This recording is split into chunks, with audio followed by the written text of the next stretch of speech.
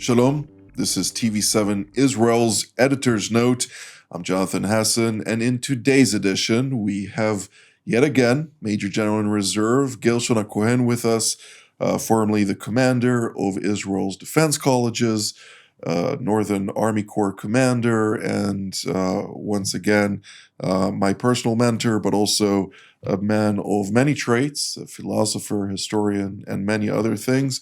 In Hebrew, we say, Lo omrim shivcho bifnei adam, so I will stop there, which means we don't say praise in the face of too much. a person, but nonetheless, we are blessed to have you with us, General. Thank you very much. In our last edition, we had the opportunity to discuss broadly on the various challenges that Israel was facing on the Islamic Republic of Iran, the deceitful nature of this regime, but at the same time also the fact that, God really gave Israel the upper hand in contrast to the previous scenarios that were tested and the war games that were established. Ultimately, all case studies did indicate a lot more havoc than what was unleashed upon Israel or succeeded to be unleashed upon Israel, and all glory to God on this. But in today's edition, I think it's important to highlight for our viewers that in contrast to Israel's prism, which focuses on a regional perspective, particularly when we're talking about foreign policy, challenged by, of course, the Islamic Republic of Iran. In the previous edition, you highlighted the forward defense strategy, supposedly, as was articulated by the Iranians, that was devised by Qasem Soleimani, the former slain commander of the RGC Quds Force, the implications that such a grand strategy could have had against the state of Israel, and ultimately the Israeli response to this was quite impressive. Again, it is a miracle to see everything sequenced in such a timely manner that is not necessarily man-made, in contrast to what people may believe, but rather a really timely sequence that brought about the downfall of the circle of power, or this ring of fire some may refer to, that has been established in a strategy that could have overwhelmed Israel's defenses, something that Israel is proactively fighting against, and right now, with God's grace, has the upper hand. In contrast, we do see that after 12 days of fighting, namely Operation Rising Lion, the United States provided the cherry on top with Operation Midnight Hammer, destroying Fordo, Isfahan, and Natanz, degrading it to a point of irreparable approach. Nonetheless, the BDA is still in the process, so the battle damage assessment, it's too early to really cross-reference all data for a likely outcome of the full picture. But nonetheless, it seems that it was quite effective.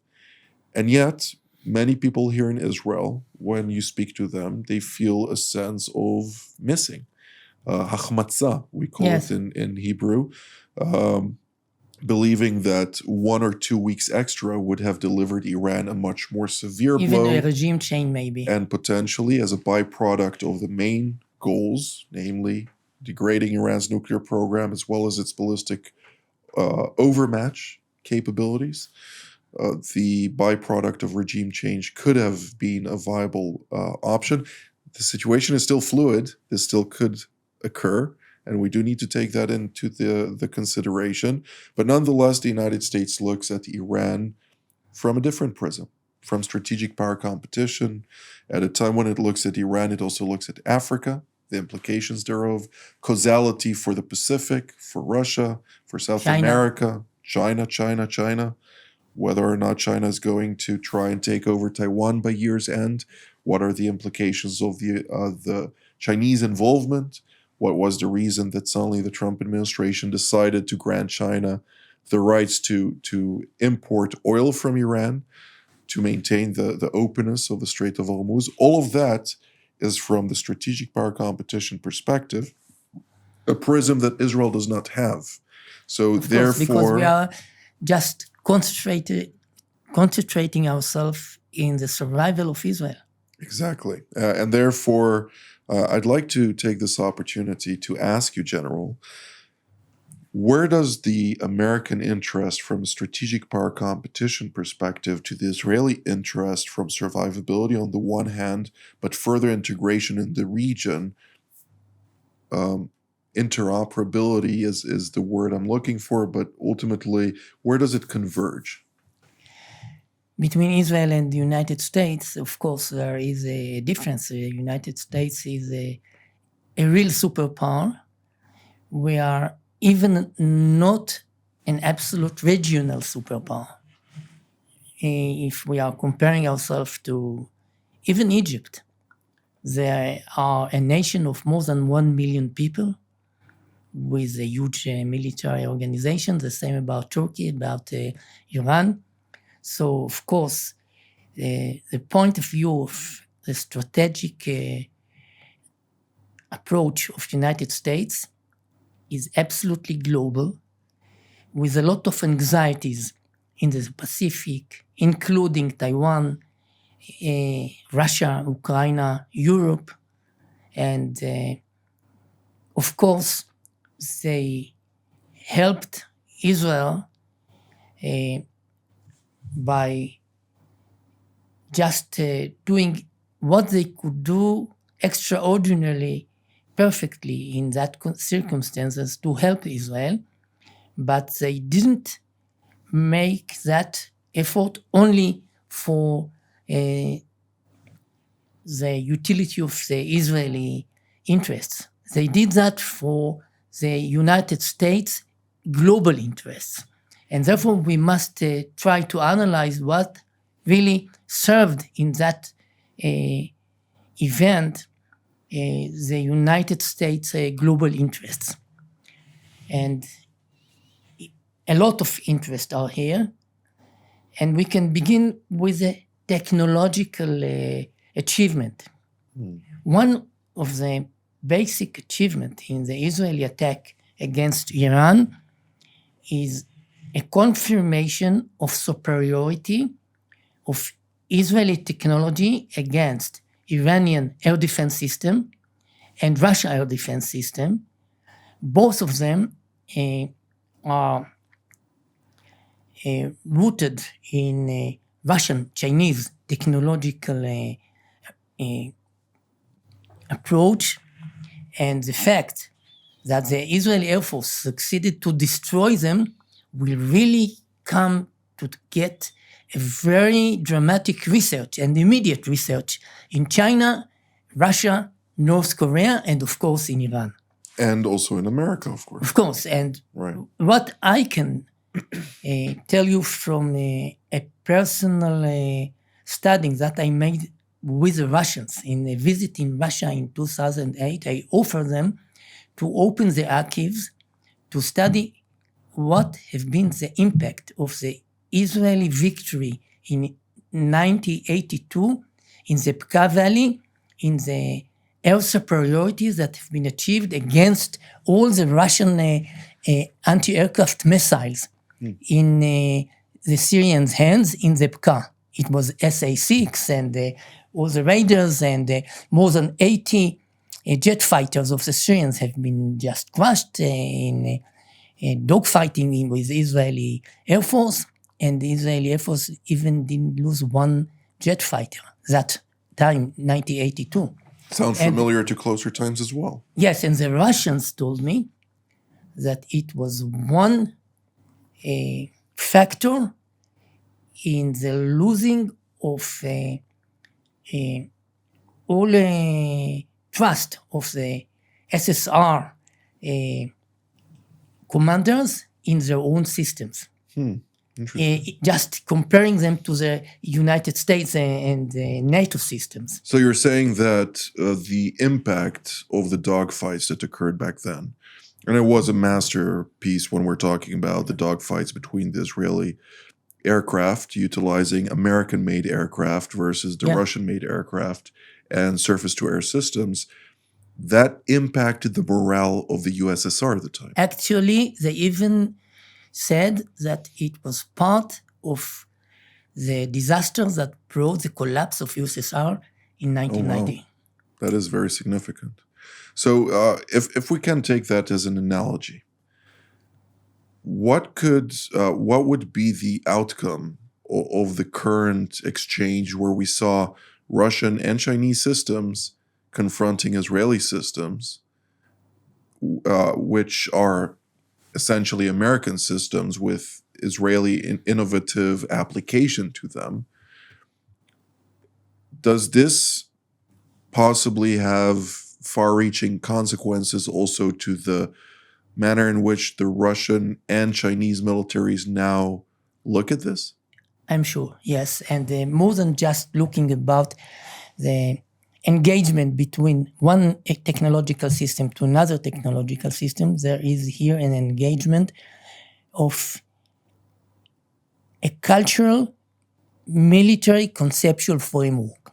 Because if we are asking why in the warfare between Russia and Ukraine, actually we cannot find a huge use of jet fighters, not Ukrainian, not Russians.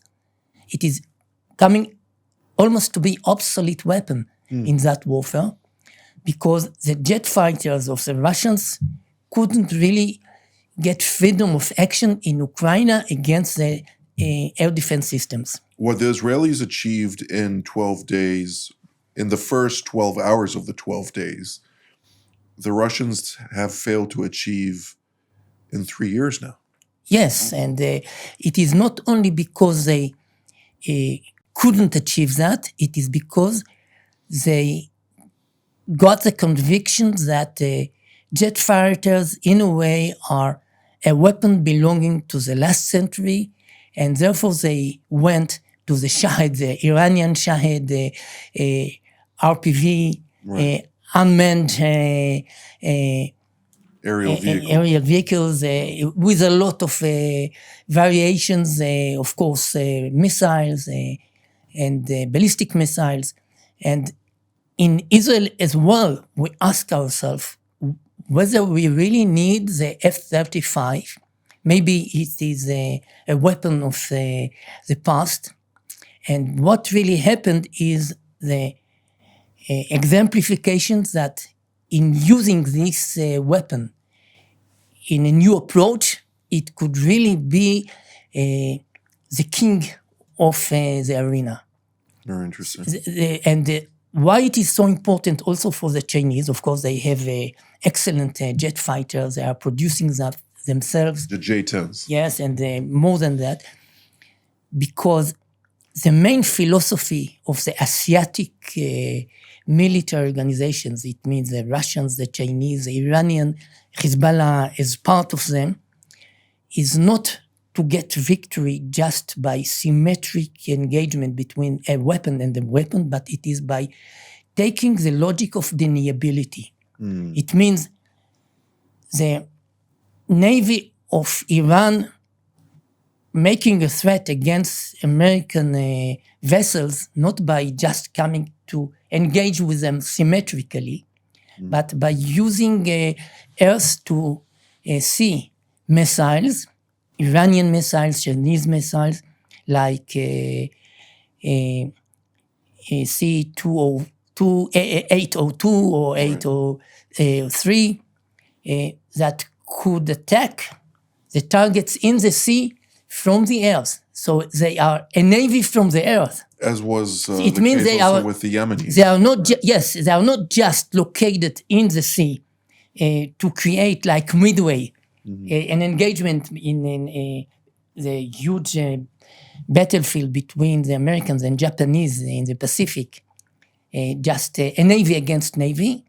It is to use subversive weapons that denying the superpower.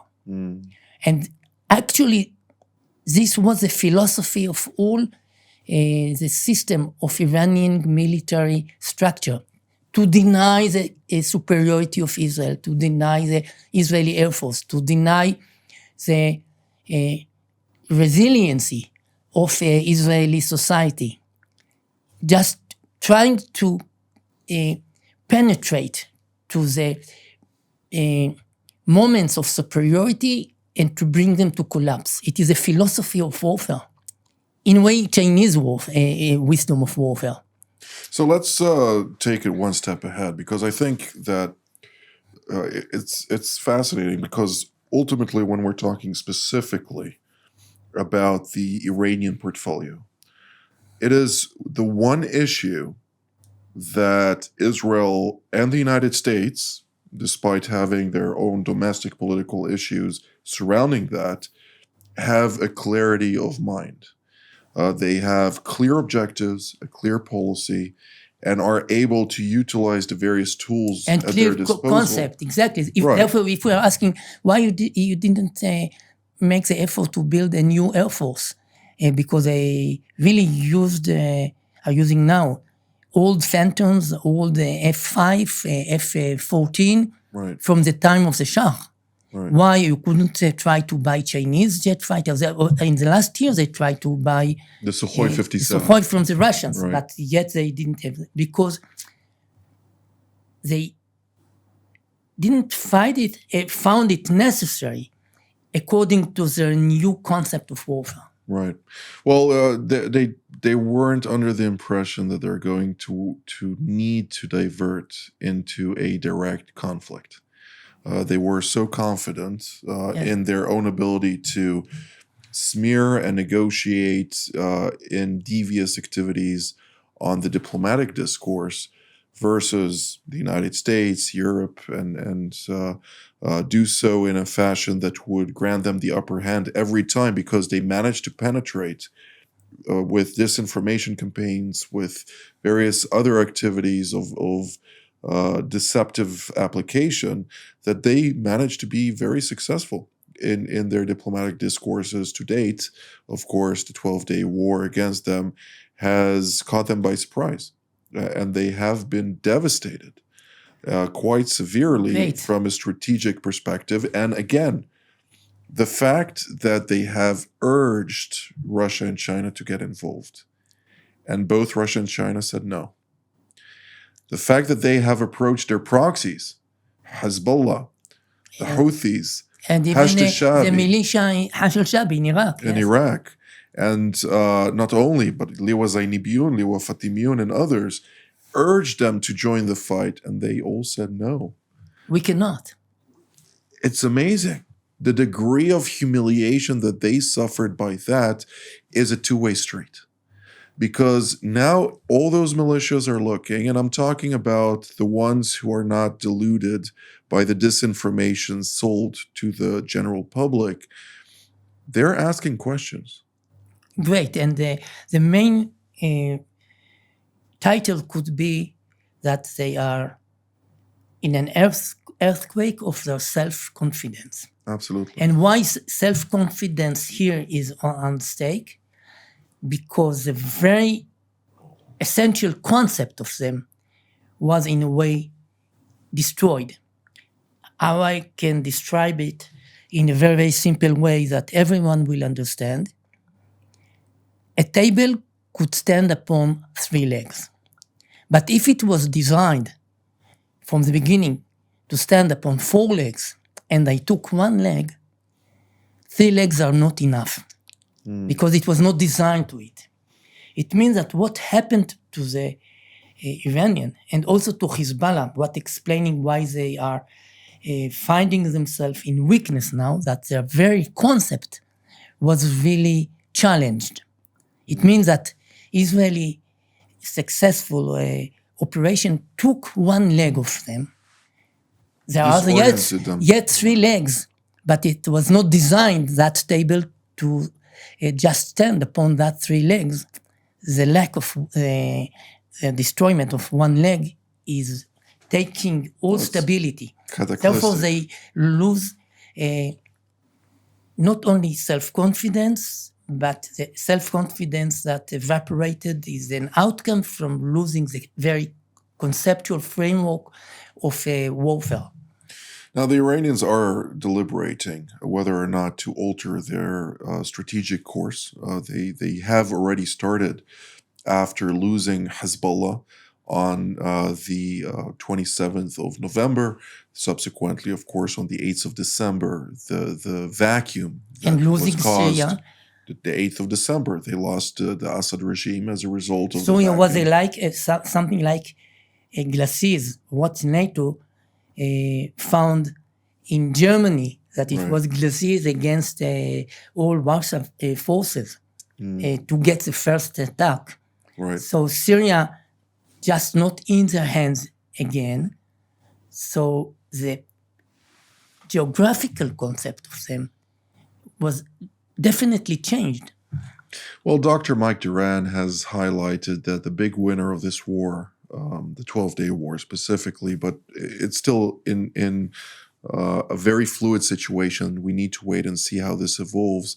He highlights that the big winner is Turkey, similar to the fact that once the Iranians lost Hezbollah in Lebanon by the decapitation of its leadership, the power that the vacuum that emerged in Syria brought about the downfall of the Assad regime. Similarly, now a vacuum is emerging in particularly northern Iran.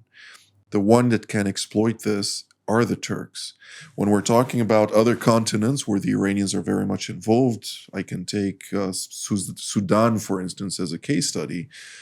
The Iranians are supportive of Abdel Fattah al-Burhan, who is the leading force, supposedly, of the regular army, the council of generals that has been tasked with establishing some type of transition to a democracy prior to the civil war there. And when we look at Hamati, his rival, currently fighting together with the militia of the rapid deployment forces, they're supported by the Emiratis. So what we can see here that Abdel Fattah al-Burhan versus the Emirati-backed rapid deployment forces, suddenly the main army has lost the support and the upper hand that was granted to it by the Iranians. Who will take its place? Most likely the Turks, who have a very keen interest Of course, there. it is an equilibrium that was definitely changed, and one power is just sinking now, and the other one taking its place. Absolutely. So I see this not just there, I see this also in other locations throughout Africa, where Turkey since 2012 with a famous discussion or address by the then Prime Minister Ahmed Davutoglu, coming and saying that by the end of 2030, Turkey will be in every African state. They managed to do so already before that. So they are currently very active in multiple areas. The United States sees this as an asset, which is quite interesting. The same is occurring, of course, in Libya and Niger and elsewhere.